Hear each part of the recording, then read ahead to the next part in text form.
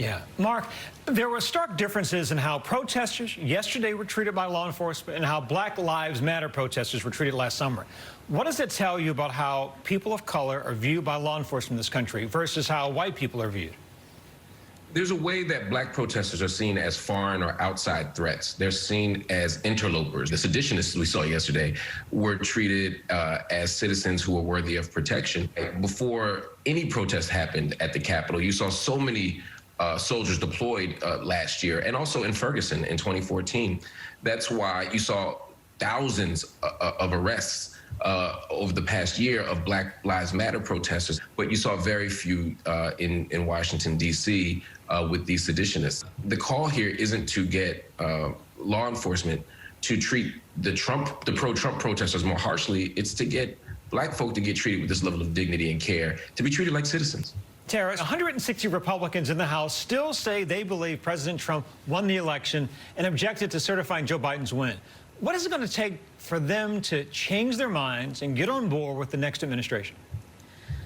You know, it's so disappointing and infuriating that after an insurrection, storming of the Capitol, that wasn't enough, because so many, as you just stated, went forward with this absurd charade that the election was stolen and that Donald Trump somehow won it. The only way that craven political actors respond is when they lose.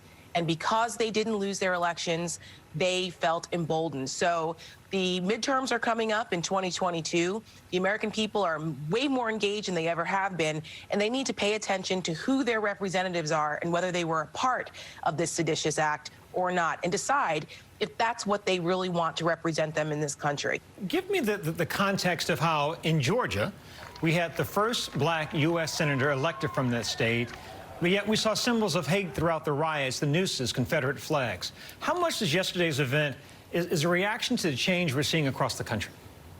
It's absolutely a reaction to the change that we're seeing, but there is a long-standing tradition of white nationalism, of racism, of anti-Semitism. All these things have existed in the United States before and after Obama, before and after the Georgia election, before and after the 2020 November election. All of these things are persistent. What Trump has managed to do is organize those people. And then when you move into this moment, the frustration of seeing Black and brown people come to the polls and decide their own destiny only further infuriated this base of people. And so the contrast you see is not an outlier. It's what America is.